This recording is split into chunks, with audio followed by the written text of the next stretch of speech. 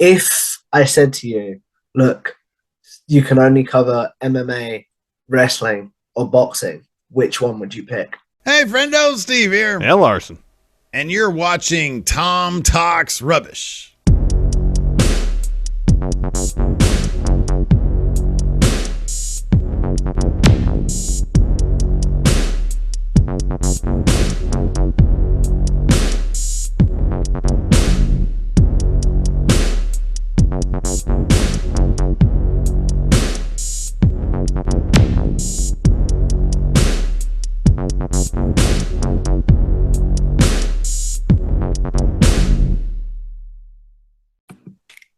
What's going on, guys? It's your boy, Tom Talk Trash, and today I'm back with another interview.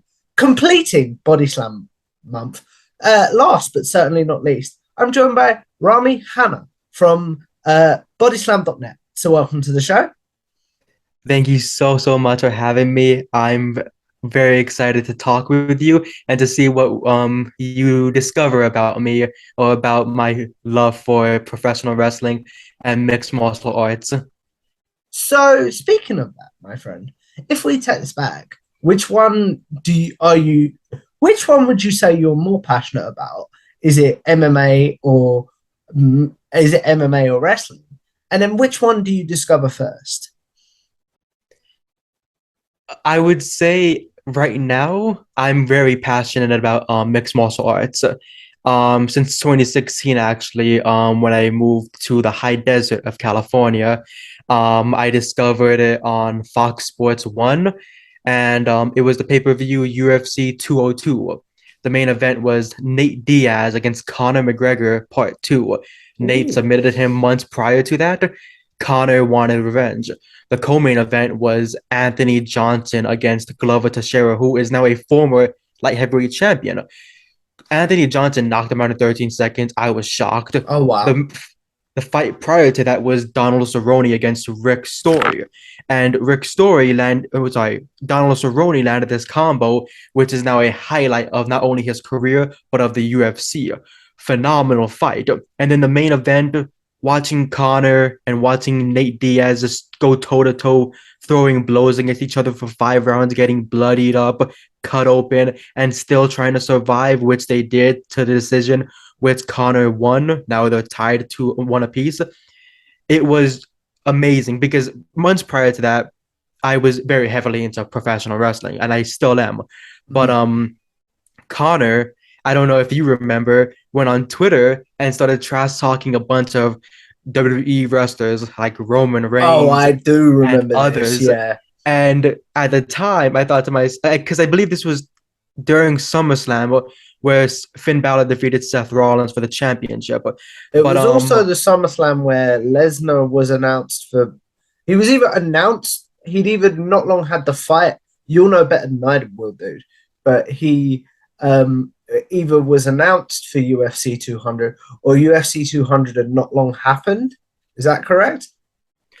He fought at UFC 200, Lesnar, but the thing is, he was popped because of taking estrogen, and was not supposed to compete at SummerSlam. But them setting it up at last minute between him and Randy Orton, that was very controversial on many parts. Okay. But yeah, I remember Conor talking trash and thinking to myself, man, this guy is not so cool to me. But, this was before I got heavily back into MMA.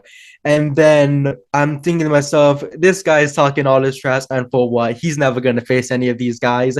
But then months passed, and then the fight had happened that same weekend, I believe. UFC 202 happened the same weekend of SummerSlam in 2017. And so months passed, I moved out to the high desert, and discovering MMA and discovering UFC 202 and just seeing how Conor fought, I thought to myself, this guy talks trash very perfectly, and his fighting style is unique. And so that's what made me a fan in mixed martial arts again. But and yeah, my love right now for either sport heavily goes into MMA. I love talking about it, and just anything that has to do with it, I would love to be part of anything about it. But my first love is professional wrestling. Mm. When I was 4 years old, I remember to this day, um, I was in my room laying down. It was like about, I think 8 or 9 is 10, 9 is p.m. California Pacific Standard Time, and so my dad comes in the room and he turns the TV and says, "I got something to show you." And he puts it, I forgot which channel it was. SmackDown was on many, many channels over the years, Yeah. so it was hard to keep in connection with all of that. But it was a match between The Undertaker and Booker T on SmackDown. I have yet to find this match, but I hope I do one day. And it was brilliant to me. 4-year-old me was fascinated by what I saw. I'm like, The Undertaker, this supernatural dead man gimmick that they gave to him. He uses it with a boxing style, and everybody's intimidated by him because of his size and because of just the way he looks. I was too. 4-year-old me was frightened by the guy, but fascinated by his story of why are you like this? And going back and watching his history and seeing how he became to who he was is awesome. But yeah, 4-year-old me was the biggest fan of The Undertaker. And once that I caught a glimpse of that, that was all I needed. And for the next now almost 18 years, I've been the biggest wrestling fan possible. I have my critiques of it here and there, but don't we all? Yeah, yeah, But definitely. mixed martial arts, yeah, it definitely came when I was around like 17. And I'm glad it did because that's what truly fueled my passion into journalism and to what I wanted to do next. So, how does that happen then? How does MMA fuel your passion for journalism? How are the two connected, basically? In 2016, that same SummerSlam, I believe. I think it was the same SummerSlam, but 2 weeks prior to that, I had gotten a writing gig for this website. I'm not gonna name drop them because they don't deserve it. But Fair. um Jameis actually wrote there as well. Jameis wrote there and a couple of others that I know. And so we've all been friends since around like 2014, 2015. Like we all met in groups and about pro wrestling and we became friends there. But yeah, I wrote for this site. I wrote about SummerSlam, and not my number one, but my first ever piece was about Roman Reigns and about Yeah. my concerns with his run because he was scheduled, and I believe he did defeat Rusev at the time for the United States Championship. I think so, yeah. I was very heavily critical of that because I was like, Rusev should be a brute. He shouldn't be defeated by Roman, but Roman is a top star no matter what. The years of hatred that he received, he turned it into gold and now diamonds, and now he is just one of the biggest pieces of wrestling right now going into WWE. But yeah, I started off there, and then I wrote a couple of pieces here and there, like like the normal stuff you piece off of news.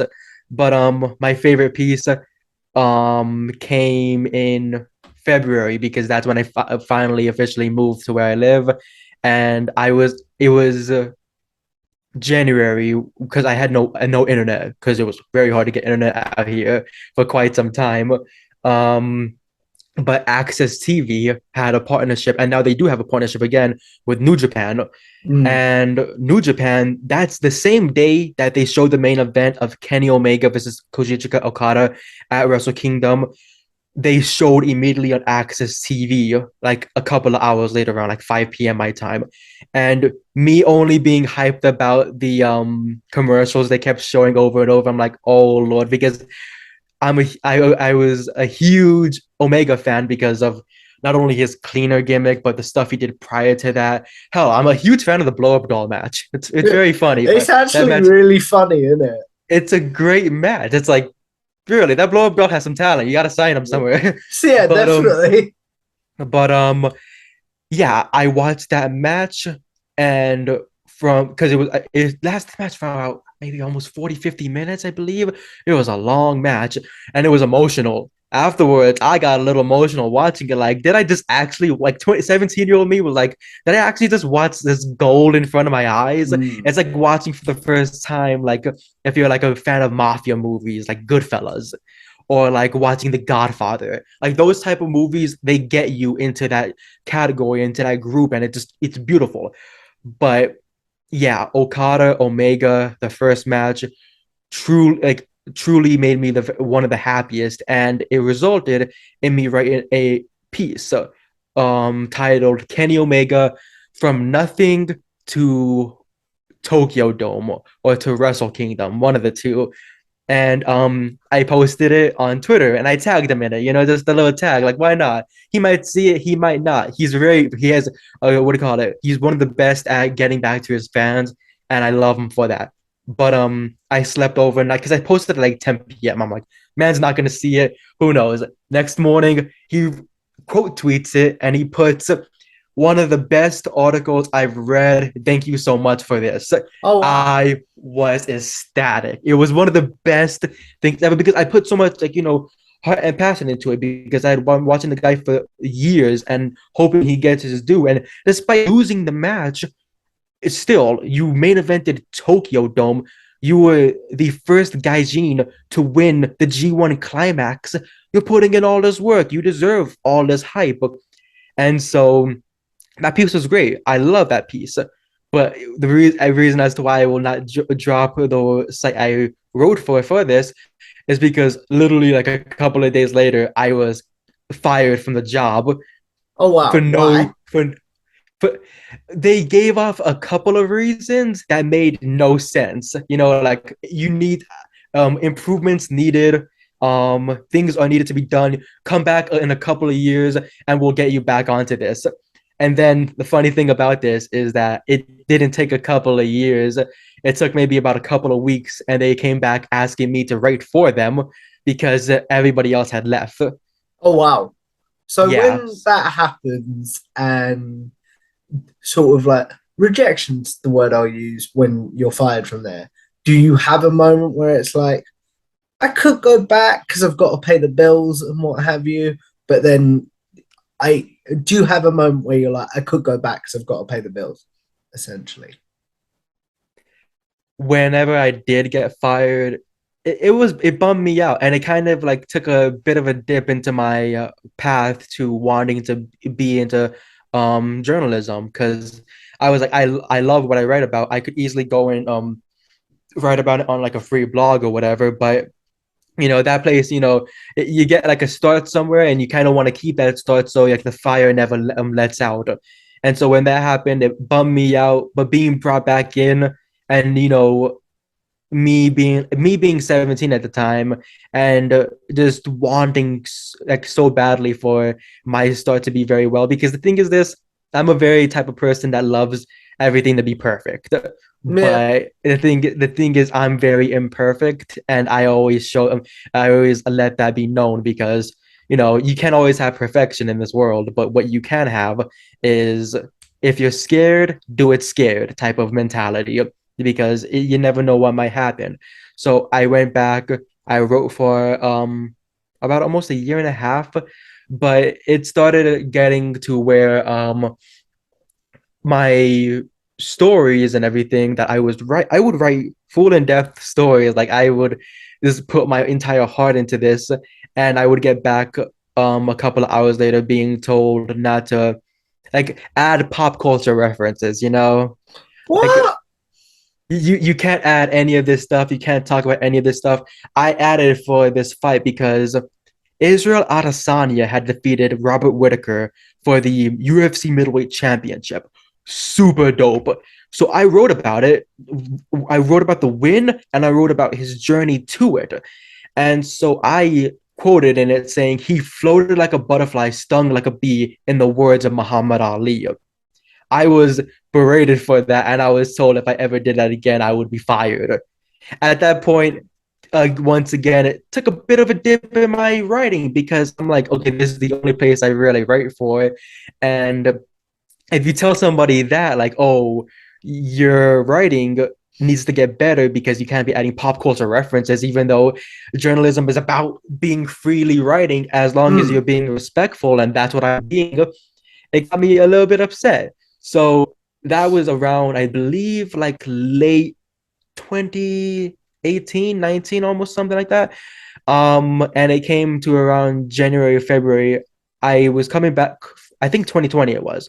I was coming back from a trip to Colorado, because I was seeing somebody there. And I sat in my bed. I was laying down actually, and I was thinking to myself, do I really want to stay here for like the rest of my college years? Because I had about like maybe 2 more, 3 more years left in this, and I'm like, I don't want to be here anymore.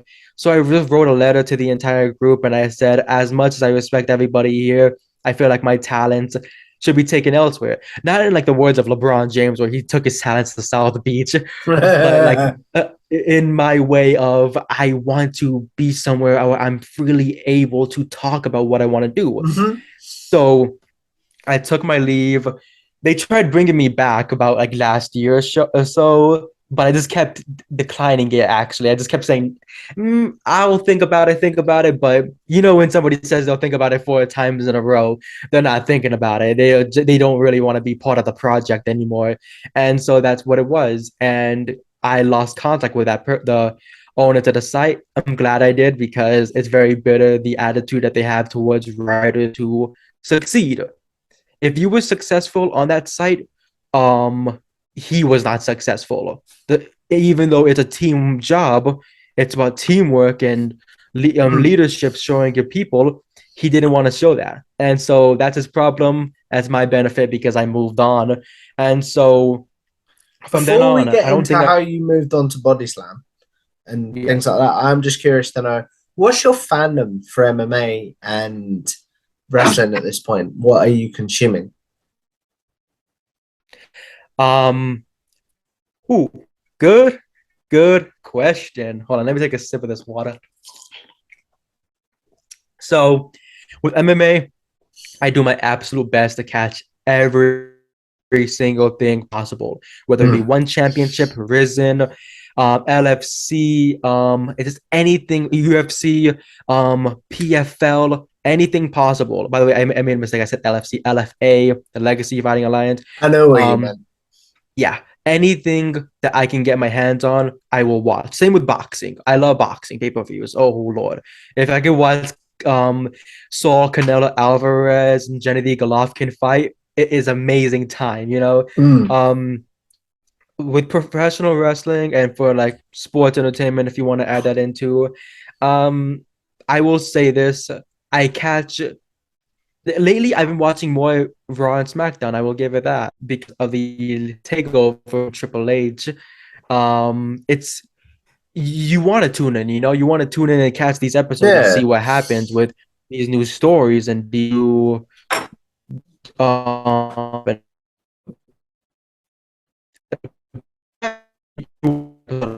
NXT, NXT UK, or any of the other shows that they have. What would be the point? Because it's going to get the same matches every week, and then pay-per-views are going to be in a way a letdown to your excitement that you hope something's going to change. Lately, these pay-per-views have had a change, and well, this past pay-per-view has had a change, and you just love to see it.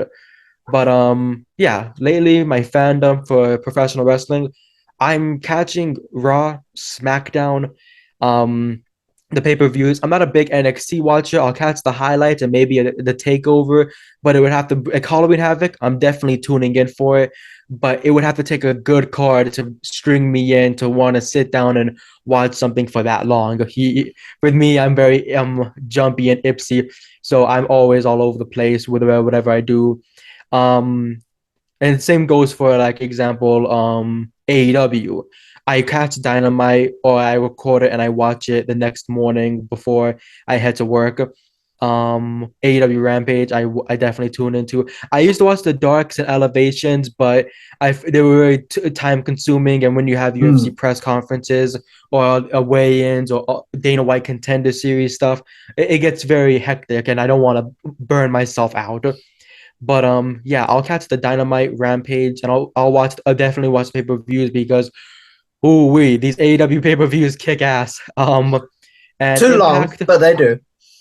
yeah, too long, but they do. Impact, not the biggest watcher on it. I wouldn't say I am, but who knows? Maybe in a month or so, you'll find me tweeting about it. Um, and so yeah, that's how it usually goes. Like this with those two main companies. And New Japan, I'll watch Wrestle Kingdom and Dominion. Those are the main ones I'll watch. The New Japan shows I'll sometimes catch.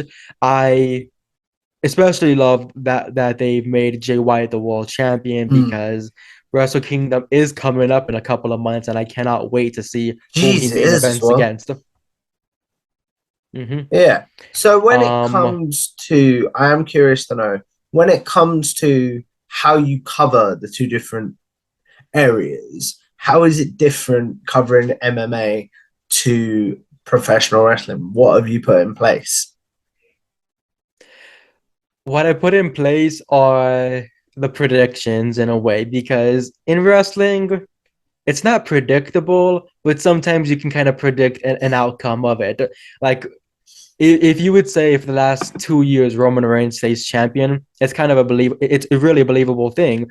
And if you say somebody's gonna continuously win, like example Hook, the streak he's been on, it's something you think about and you say, hey, that's gonna happen because he's such a Mm. fan favorite. With MMA, it's very, very different because I can't predict an outcome of a pay-per-view unless I know the betting favorite is very high and has a good chance of knocking or submitting his opponent. Like for example, recently Kamaru Usman lost his UFC welterweight championship against Leon Edwards. Who that was beautiful. But Leon coming into that was the underdog.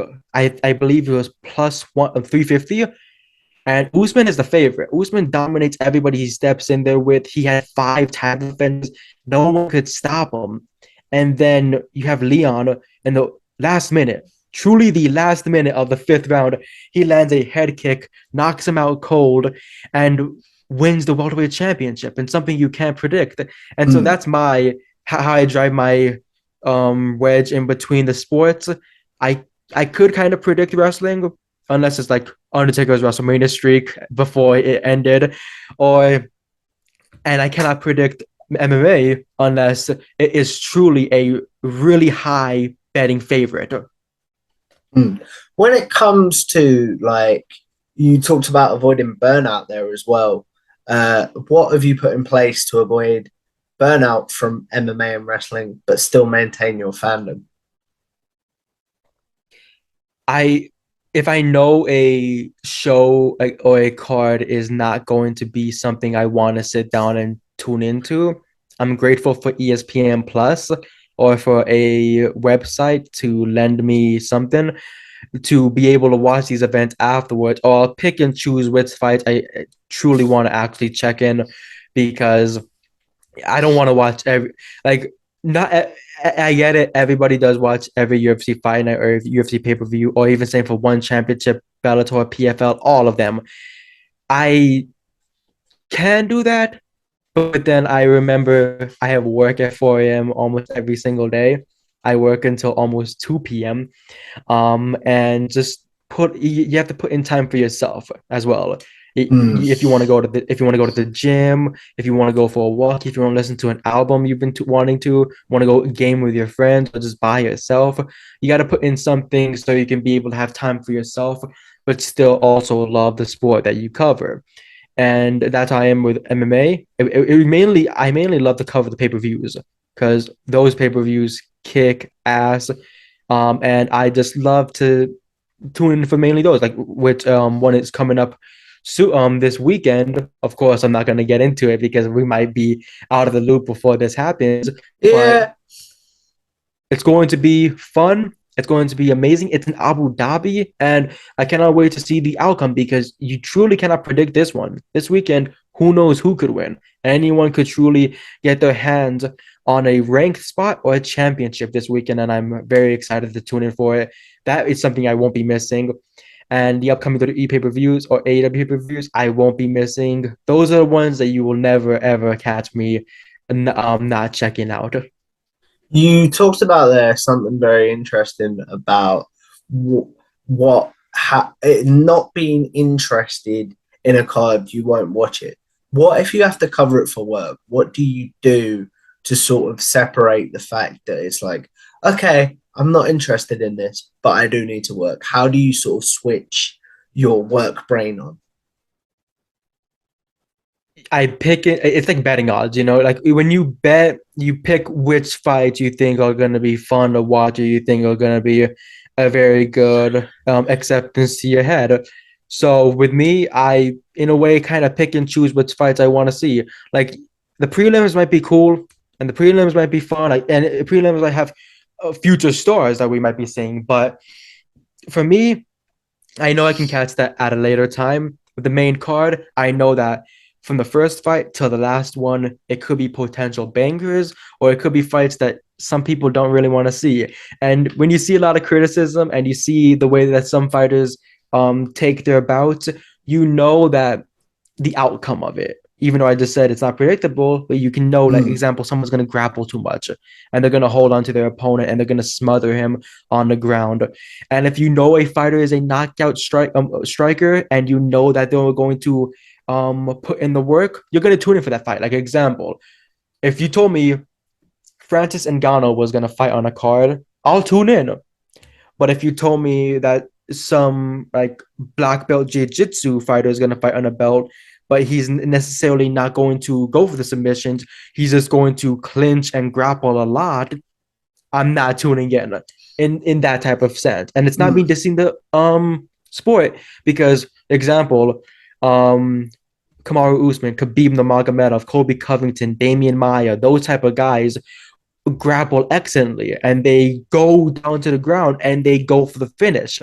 Those are the fights I like to see. I'm like Dana White for his Contender Series. I love finishes. If you can finish your opponent, you have me tuned in. But if you go the distance and I see it just being very evenly odd, or evenly in, I'm not going to try to tune in or really be part of that. If you get my drift. Yeah. So, say for example, with Body Slam MMA, Cass says to you, "Look, I want to cover this fight and I need you to cover it." If you're not that interested, how do you separate like your disinterest and fandom from like, this is work and I've got to do this? How do you get into that mindset? I'll get into this also in a bit with what I'm about to say right now. Body Slam to me isn't like work. It's very fun being there, right in there. It's fun putting up my pieces. It's amazing. And if Cass told me, hey, we need to cover this Bellator card or his UFC or one championship or Risen, if he tells me I have to be up at 3 a.m. to cover this card, I'm gonna do it because I want to help as much as possible with the website. I took over for the MMA side, and my job and in a sense, like I said, it's not a job to me. My opportunity, I see this as, is to build this up and to make sure everybody knows that Body Slam does have some great stories about mixed martial arts, and they do have up to date on the dot news about the fighters if they get suspended, a fight card gets announced, and all that's done by me. So I'm very happy about that, and it's amazing, and I'm very happy about the opportunity I have because beforehand, of course, you've interviewed him before, Corey Brennan. He told me in a tweet that he was nervous about the MMA side of the website because of what could happen with it. And then when I took over, after I into the story of how that happened, when I took over and I started writing more and started talking more about it, I found myself not seeing it as like pressure because beforehand I would be pressured into doing all types of new stuff and it wouldn't be something I want to write about. If it's not interesting to me, I don't care for it. It happens with a lot of people.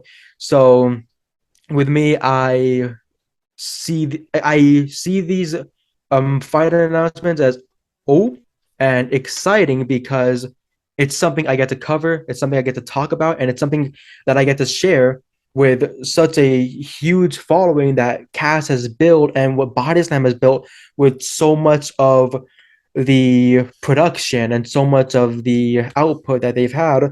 I love it. So yeah, if Cass told me you need to cover a card or you need to do something, I'll do it. And because I just want to show that I'm a pretty good leader at MMA. I'm a pretty good team worker when it comes to putting out stuff. And I hope that it is seen and that I show it as much as possible for everybody part of Body Slam and for the world, whoever reads my pieces. So obviously, fights and wrestling as well can be very sort of hype, and you can be quite hype after you've watched them. So have you put anything in place to sort of calm yourself down to get into work mode and go, right, I need to write a piece on this now? How do you sort of calm yourself down and get rid of like the adrenaline or stuff like that? It's hard to do that because my fingers become very jittery whenever I'm writing about a fight. Like when Leon knocked out Usman, the entire time my hands are just shaking the whole time, like I'm what do you call it, the Ultimate Warrior shaking the ropes. It's just Yeah. I'm all over the place, and it's because of course I what do you call it, I'm very an anxious person, but when it comes to this stuff, my anxiety and excitement mix together, and then you get this sort of tuned out, like it's like a train, it just keeps going. um but I really don't know because most of the time I'm very hyped whenever I do, right? Not like, of course, always jittery or shaky. Most of the time I'm very normal, whatever. But when it comes to like what you said, a fight, a very hype fight, like example, let's go to wrestling for this one. At SummerSlam when Roman defeated, I believe it was Roman defeated John Cena at SummerSlam, and then Brock Last year, Lesnar. yeah. Yeah, and then Brock Lesnar came out. I was incredibly hyped. I was just very shaky and I was shocked because we just saw a banger match between two greats. And then we see Brock Lesnar come back. I'm a huge Brock fan. You ask anybody, I love Here Comes the Pain, the beast incarnate. He is a monster. But seeing him back and with the man bun, the Mm. cowboy look, it's beautiful. And so with that type of stuff, when it comes to a hyped fight, I'm always excited, and it's hard for me to calm down or soothe myself. And I can't even drink coffee because the thing is, coffee makes me very sleepy, which is a funny thing about it. Really? It's more, yeah, it's an opposite to what it usually makes people very energetic, right? Like a 5 hour Yeah. energy, you pop it in. With me, if I drink a cup of coffee, you'll find me sleeping on a couch or on the floor because I cannot consume it. Oh, Um, wow. but yeah, but yeah, that's what I love about writing about hype fights. So we haven't covered this yet. How did you join Body Slam? I know Corey was a big part of it. Meeting Corey and taking over for MMA side was pretty what do you call it? Not hard to do, very like Nerve-wrack? nerve-wracking, like because I'm like, am I gonna be able to do this? Am I gonna avoid getting burnt out? And I pretty much kind of avoided getting burnt out, kind of. But it all started and it was during the time where the other website was trying to get me and I felt like a free agent, like what team is he gonna sign to? Who's gonna pick this Mm. guy up?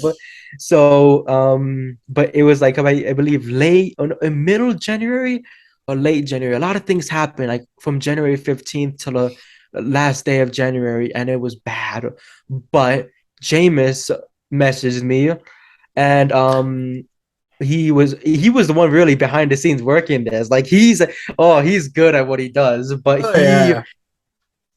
was behind the scenes on this, and he was like, "Hey, you're an MMA writer, right?" I'm like, "Of course, I love MMA. I love all talking about fighting and even boxing. Like, you put a fight in front of me, and I will always love to check it out."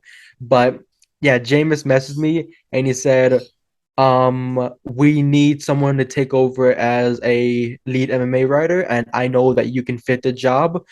And I was like, in my sense, because I have a lot of doubt over myself, even though I want to be perfect. I was thinking to myself, are you sure? Like me, Mm. of all people?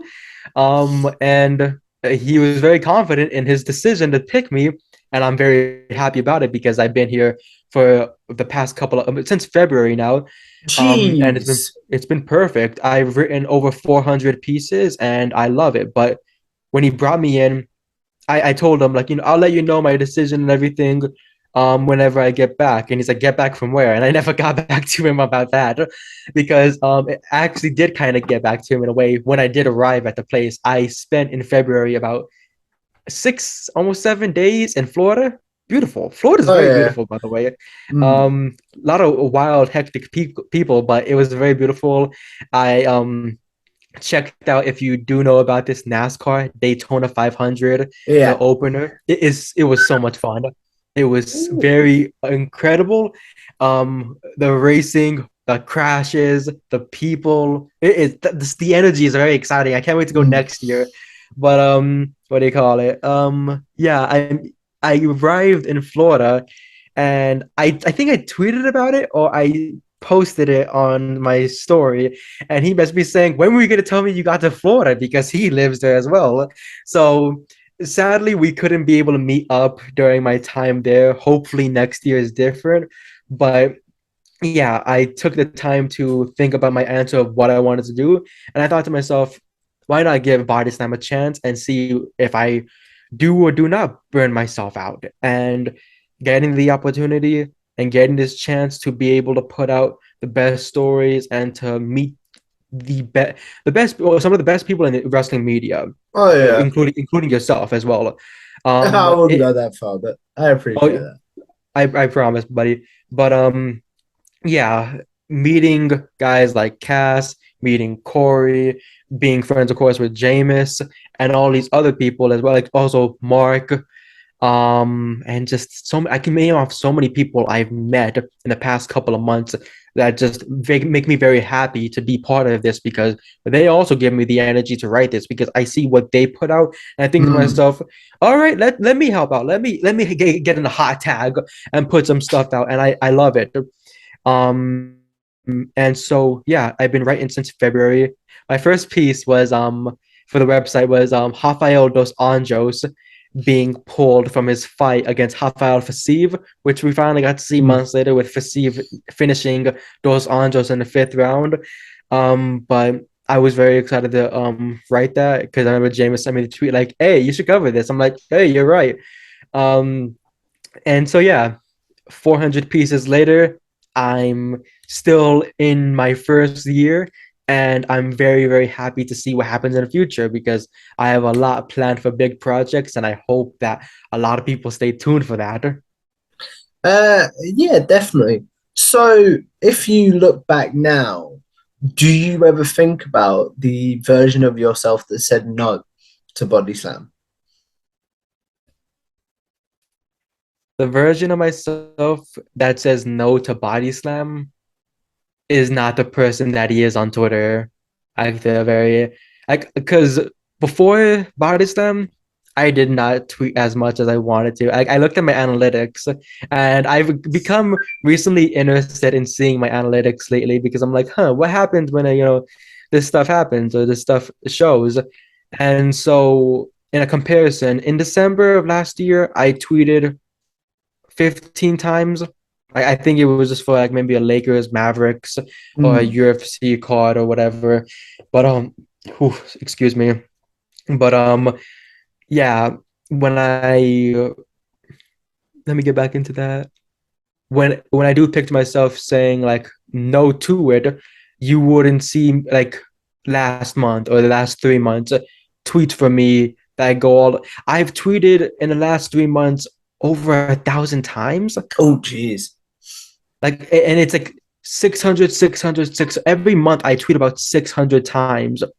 And just seeing the people I've met and the people who enjoy my work or enjoy my tweets or whatever I say, um, I'm very appreciative of a lot, because beforehand, the reason why there was only 15 tweets or whatever is because I was always sad and always depressed in a way, because a lot has happened, a lot has went down for me, and of course not, that's always another time for another day. um it's just very that's and also a reason why whenever I did quit that website I wrote for before Body Slam, it took me a year and a half before I got back into it. I went to college, I got my degree, I did what I had to do, but after that I felt to myself, do I really want to do this, or do I want to also like think of something else that I can do, or pick something else? Because a lot of people belittle you in this stuff type of stuff, and they treat you any less of a person, and it's just not something you want to be part of, and the negative No. energy really brings you down. So joining Body Slam, I was nervous about that in a way as well. I was thinking to myself, am I going to get constantly nagged for something? Am I going to constantly get pushed? Or if somebody's going to reach into my boundaries and just like yank them out? Like, I didn't want this stuff to happen. And that's one of the things I was nervous about. But after joining it and after doing a couple of post shows, like some live post shows for the site and writing and all this other stuff, I'm very happy about it. And I'm very happy that I'm able to help with the Body Slam MMA page, because when Cass told me we want to build this and we want you, Brady Alexander, of course, is Death Triangle underscore, and Corey to work on the MMA side of the website, I was incredibly happy because it gives me something to work on. And everybody's been so grateful. It's been so good that we even have a follow from the Bellator featherweight champion, Chris Cyborg. She's great. She's amazing. And it is great to see that it's the website and the page and everything is building. And I'm glad to be part of that. If I wasn't part of this, I don't know how this MMA side of the website would be. I don't know who else would have taken over, because there's many people to take over the job. I'm not the only person in the world. I know that. But I'm very glad that I was chosen as this person to be a leader and to help out and be a team worker, and to show that there's MMA to the side, there's boxing to the side. Hell, there's going to be a lot more coming to it, and I cannot wait for that. Mm. So, pivot into the big question as we look at wrapping this up and as we go into a segment that I call generic questions. If I said to you, look, you can only cover MMA, wrestling, or boxing, which one would you pick? MMA, without a doubt. I love pro wrestling, but I feel like that side of the website is definitely covered. Corey Brennan works his keister off. That Mm. guy is putting out so much work. Him, Brady Alexander, so many people. They put their hard work into the wrestling side, and I love what they do. I love to pitch in and help and everything, but if you ask me, hey, what do you want to write about mostly? MMA, more than anything. I love fights. I love the carnage. I love the chaos. I love seeing these fights get booked, and I love seeing these events get pulled in.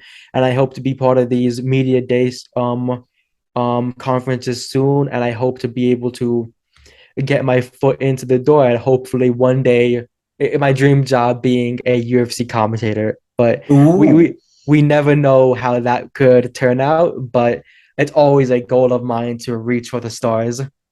Which commentators do you love from wrestling and UFC? Oh, I love this. This is great because these are who really got me into it. Growing up, with professional wrestling, with the one that got me into was Jim Ross. Just the very excited, exaggerated commentary was what got me. No offense to all the others, but if I would have to say another one that really made me happy would be Taz. Him on AEW Dynamite and Rampage is extraordinary work. Very Um, underrated, in my opinion. exactly. So, but in 2017 or 2016, when that brand split happened and the draft happened for WWE, one of my favorite things, the addition on SmackDown, was Mauro Ranallo, who Mm. is one of the greatest Canadians ever. I'll name off another great Canadian in a couple of minutes, but he, for commentary, starting off at the age of 16 and just knowing a wide variety of things to put in, whether it regards to pop culture or a different sport, I love it. So, and Nigel McGuinness as well. Let's not forget about the GOAT. Anything he puts his work to, it's going to be excellent. But yeah, you, Jim Ross, Taz, Mauro. Heck, we could even go and add in Josh Barnett. His work with Mauro on Mm. New Japan has been so well. Was so well. I don't know if they do it anymore because I know it's Kevin Kelly, I believe, who took I over. think so, yeah. But yeah, those are my favorites. I know there's a couple more that I'm missing, but if I had to pick for my top four, those would be it. If you could sit under the learning tree because you want to be a commentator, if you could sit under the learning tree of any commentator, which one would it be? Hmm. I did kind of forget to go into UFC with commentators or MMA for commentary. I did add more Ronaldo into that, but if I had to learn from either one of these people, of course the other one would be Ronaldo because just his mind is excellent. I would love to dig in and see what he is, all about, like everything he knows. And another person, John Anik from the UFC, just the things Ooh, he expresses, the things he says, it makes me very happy and it makes me excited to see. I love watching his show with Kenny Florian. It's amazing. You should of course check it out. Anything MMA, I would always recommend as long as it's not some hoo-ha bogus stuff. But yeah, John Anik and Mauro Ronaldo. If I could learn from either one of those guys, I feel like my brain would be bigger than it already. My head would be bigger than it already is because I would learn way too much, but want to learn a lot more. ooh, fair enough. As we look at wrapping this up, we're going to do a very quick segment that I call generic questions. Those of you that have seen my videos before will know this is where I ask my guests their favorite match, favorite pay per view, favorite wrestling tag team, favorite wrestler's theme, and favorite wrestling superstar of all time. And I'm going to throw some MMA ones in for Rami. But basically, these are questions he might get asked on social media quite regularly. So now he'll have a place to be like, look, I've answered this. Please go watch this. So, what's your favorite wrestling match of all time? Ooh, that is us. You put me on the spot here with that one. My favorite wrestling match of all time, looking over the years about how excellent things have been, I'd have to go back to the one that really got me in a way to professional wrestling or to wrestling in general, The Undertaker. His match at WrestleMania 25 against Shawn Michaels, one of the greatest matches you'll ever see. And it is truly from start to finish. Wow, I was 9 years old when I watched that match because I watched it live, and I'm not live at home, of course.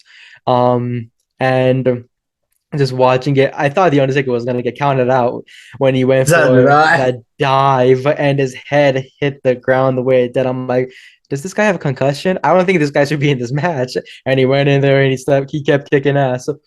But yeah, Undertaker versus Shawn Michaels, WrestleMania 25. That is my favorite match of all time.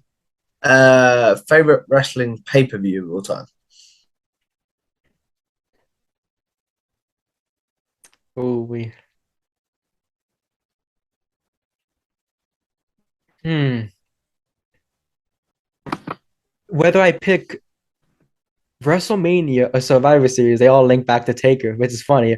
But I would have to go with WrestleMania because my first pay per view I ever watched was WrestleMania 20, and that featured matches like John Cena versus The Big Show, The Undertaker versus Kane, Christian against Chris Jericho, and much more. Plus the main event of Triple H, Shawn Michaels, and Benoit, which is one of the greatest main events you'll ever catch in WrestleMania history.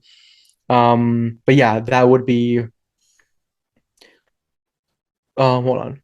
Yeah, WrestleMania would have to be the one that is my favorite pay-per-view. Just watching over the years, because that was my first pay-per-view I ever watched. My first pay-per-view I ever watched live was WrestleMania 30, sorry, was WrestleMania 24. And opening the show and you seeing CM Punk win the Money in the Bank, and then you see Floyd Mayweather knock out the Big Show, and then you see the main event where my favorite Taker defeats the heel Edge for the World Mm. Heavyweight Championship.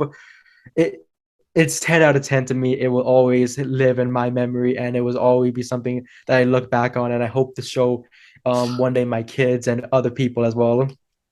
That's really sweet, man. Favorite wrestler's theme of all time, as in theme song. Yeah. Ooh. Mm, okay. Wow. Ooh. This morning I was listening to Shane McMahon's theme song, so people might think that's my favorite theme song right now, but it's really not.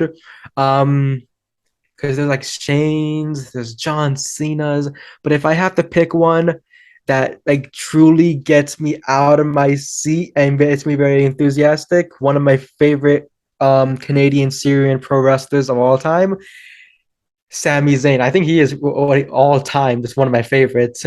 Yeah, but Sami Zayn, his theme song, well, of course, his the one from that he used from NXT before he, of course, joined the Tribal Chief, and I believe his heel run with the Intercontinental Championship. The theme he used in between, Worlds Away, Yeah. phenomenal. I love it.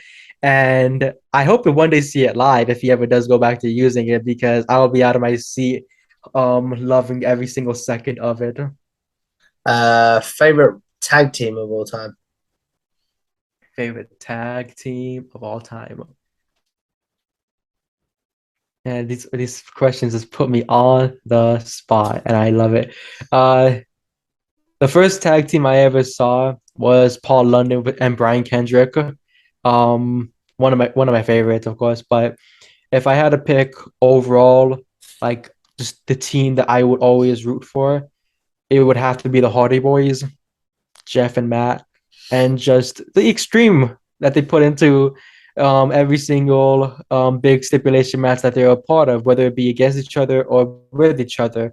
Those two can always put it in and pause. And yeah, I love it. And yeah, if I had to choose, they would be my favorite tag team all time. Of course, in modern era, I would have to go with. If we're just really thinking about it, I gotta go with. And some people might bully me for this, but I'm cool. I love it. The Young Bucks. I love a Mm. good super kick party. They're the best. But yeah, those And are my then favorite. and then finally, who is your favorite wrestler or superstar of all time? Man, oh man. Because I could easily go with hold on a minute. I actually think I had this prepared. Ooh, It's actually I have three that are tied for first. So if you don't okay. mind that, it's cool. Of course, The Undertaker. Gotta go with them. The GOAT.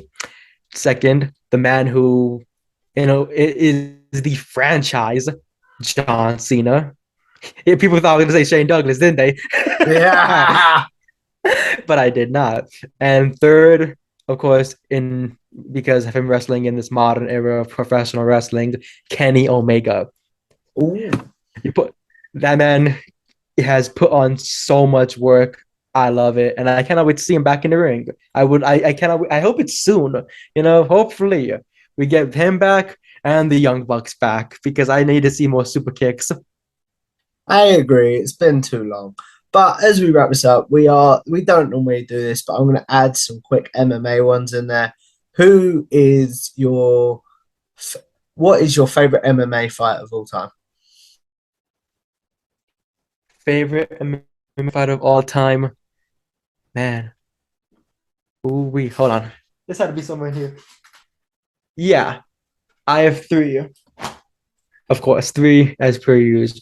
My Mm. first one is George St. Pierre, former UFC welterweight champion and middleweight champion, one of the greatest Canadian fighters of all time. Anybody he stepped against, he destroyed. And even if it was a rematch that he had to redeem a loss against between Matt Serra or Matt Hughes, he went in there, smothered them with wrestling, and took them out. Number two, Demetrius Mighty Mouse Johnson, one of the greatest flyweights you'll ever find.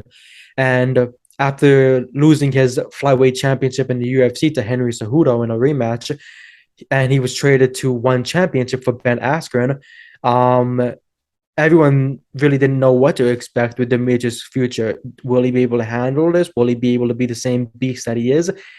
And he was the same beast, but a different animal. To quote Kobe Bryant. Mm. And the things he did for his 3-fight win streak were amazing. To win the one championship Grand Prix for flyweight, he won it.